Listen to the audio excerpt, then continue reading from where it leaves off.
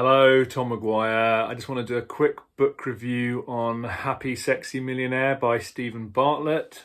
This is a pretty new book. I've said before on this channel that this is about personal development, primarily this channel. I record these reviews mainly because I want to leave book reviews to my kids so that they can laugh at me and look at some of the stuff that I read to try and develop myself and see my views on some of these books and obviously make their own mind up. So that's why these book reviews are honest. I've got no reason to want to lie to them, so I'm not going to lie to you. I don't do them with sort of subscribers and views in mind particularly. Hence why I've only got about 300 subscribers, although I'm very grateful to have those. Thank you very much. But I did kind of think that a lot of the books I've done recently, a lot of the books I've read and reviewed recently have been older books that people are going to kind of be less likely to want to see reviewed. And obviously, you know, the more popular stuff is more likely to be the stuff that's kind of newer and specifically around personal development, I suppose, on this channel. So I know a lot of you who subscribe to this channel would like to see a few more personal development book reviews, and that's absolutely fine. You know, I always relate the books I read, whatever they are, to personal development in one way or another.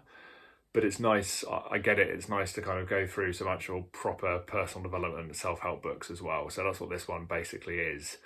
And it's a very good one. I highly recommend it. There were times when I was listening to this book and I kind of thought, this is actually a really important book. I didn't expect it to be quite as important and significant as this. One of my main motivations for, and I've said this before on this channel, but one of my main motivations for taking my personal development much more seriously and doing these book reviews and practicing good habits and daily rituals and all those things is because of my kids, basically. You know, as soon as my daughter was born, I decided I needed to try to improve myself as much as possible, just be the best version of myself I could possibly be.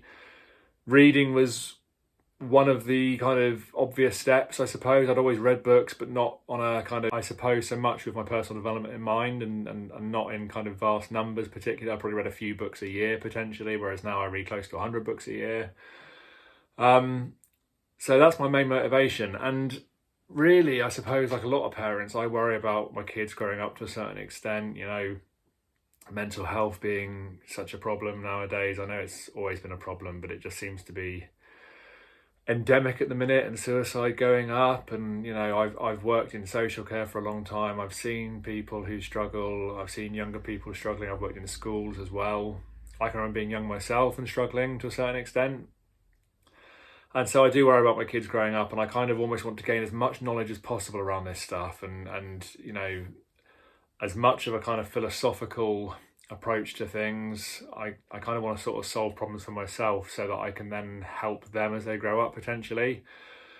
And I think a lot of what Steven Bartlett says in this book is really, really true and really, really important.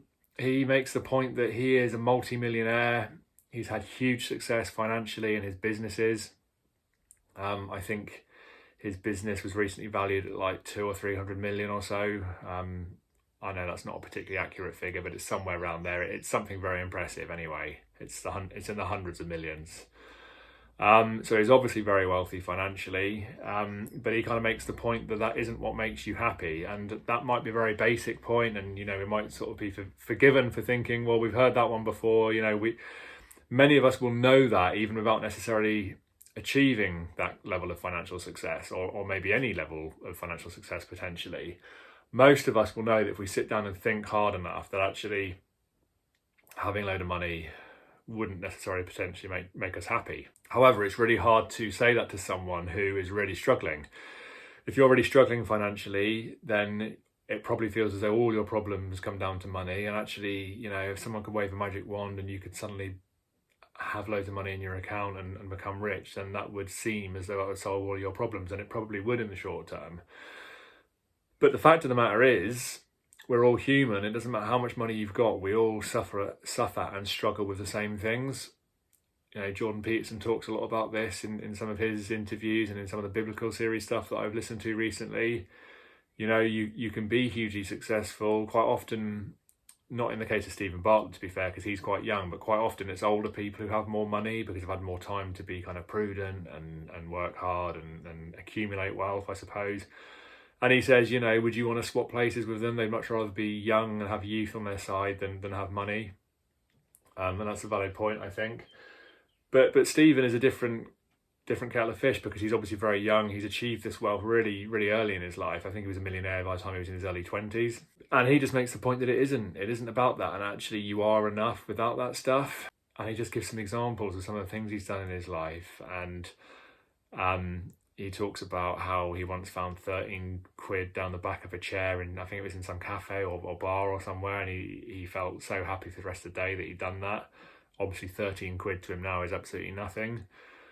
But this kind of idea of not necessarily realising we're happy and actually really understanding what happiness is.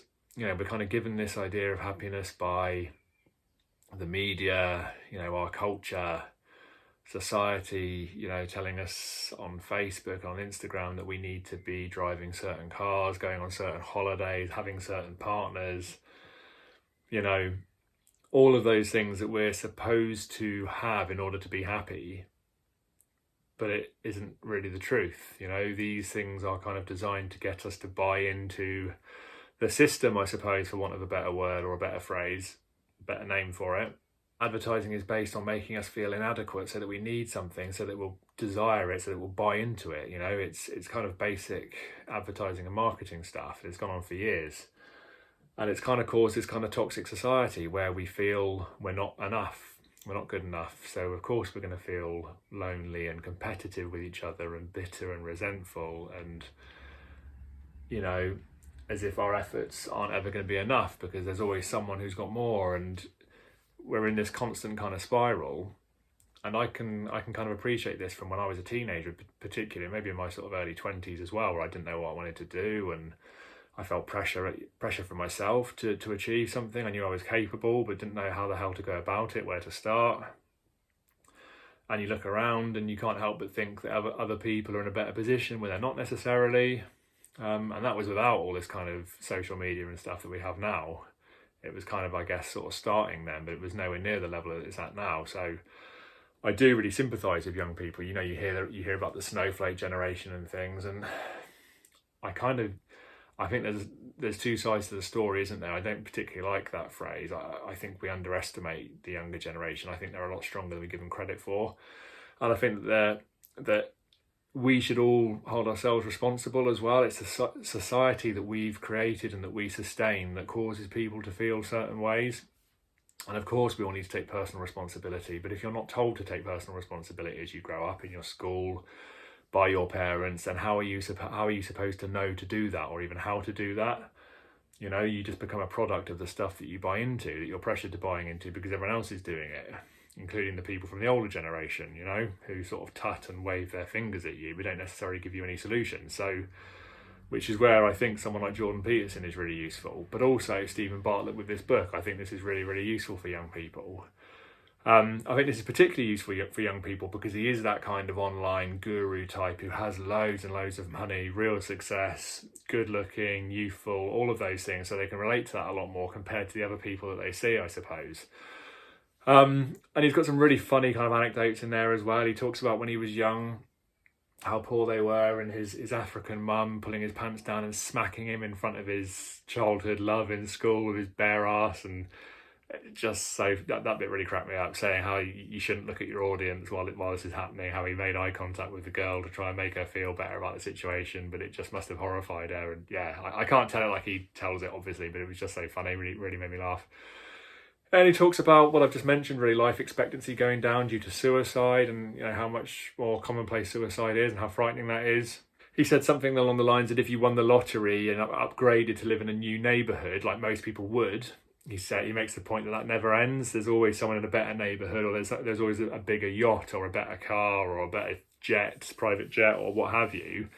And when he said about the neighbourhood, I just realised how lucky I was, because I actually looked around and thought I wouldn't upgrade my neighbourhood. My neighbourhood's as good as I could possibly want, to be fair. I might potentially upgrade my house, I suppose. I would like one day to have lots of land and fields and things like that, so I might potentially do that, but neighbourhood I wouldn't necessarily upgrade. So that made me realise how lucky I am, how grateful I am to be where I am. But you know, I get it, I get what he's saying.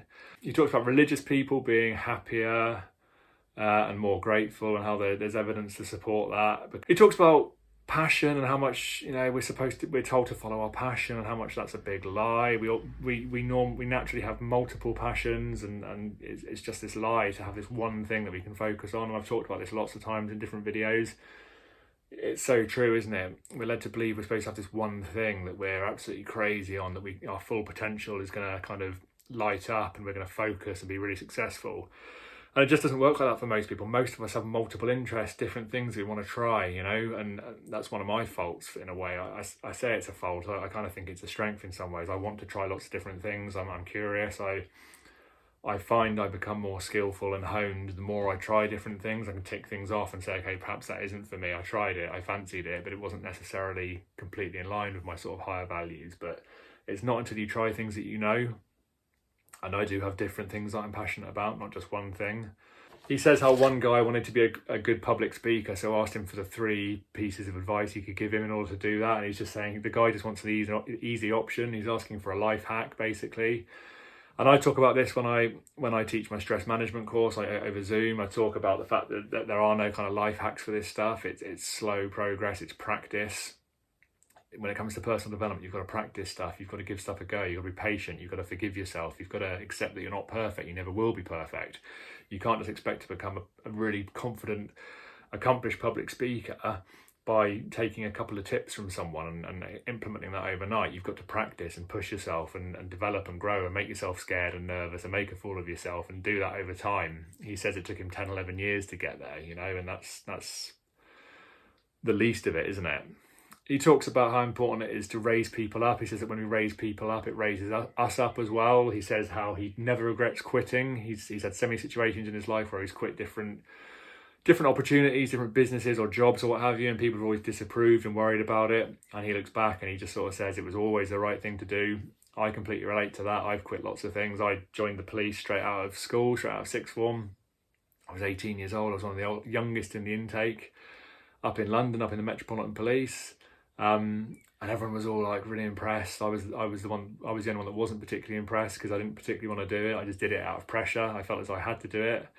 You know, there was a part of me that kind of enjoyed it, to be fair, and found it exciting to go away to London and do all that. Don't get me wrong, but it certainly wasn't my passion. It wasn't what I wanted to do for the rest of my life. I was doing it for other people.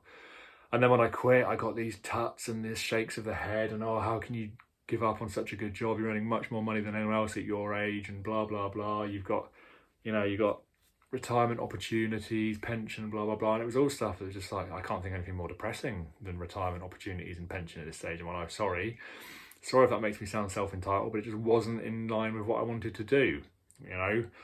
And I was grateful for the opportunity and I did give it a go, but I just knew it wasn't right. And actually, I'd have probably ended up with severe mental health problems and having all sorts of problems if I'd forced myself to carry on. So you've got to take control of things. You've got to be prepared to quit and know when to let go.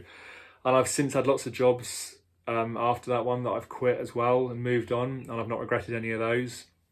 And I've got to where I am today with my business and my wife and my family, and I'm very, very happy. And if it hadn't been for those things that I quit, then I wouldn't be here. So I completely agree with him on that. I think that's a really important point.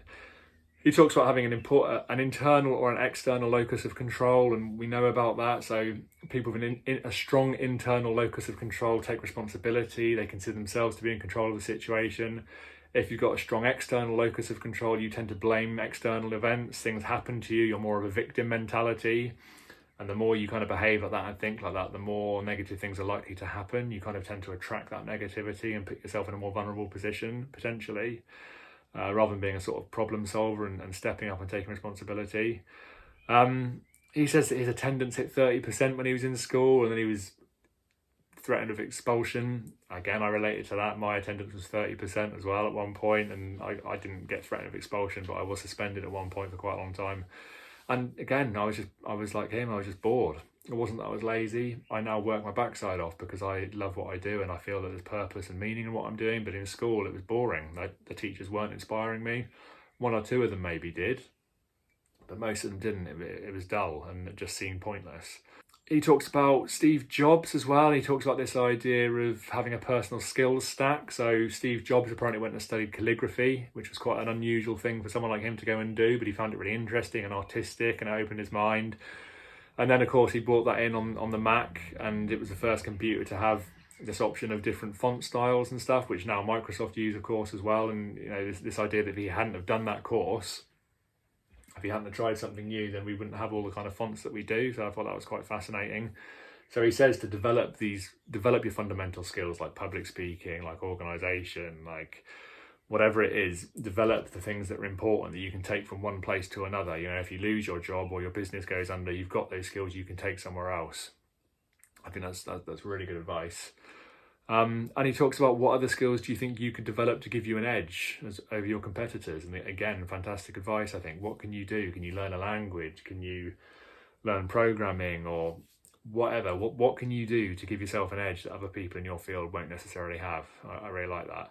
So it's a really good book. I think it's a really useful one. I think, you know, self-help gets a bad rep, which I've said before, but this is a fantastic book. I listened to the audiobook. He narrates it himself. He's got a good voice, does a really good job. Highly recommend it. Thank you very much. Look forward to speaking next time. I'll have another one very soon. Please keep liking and subscribing. Take care. Cheers.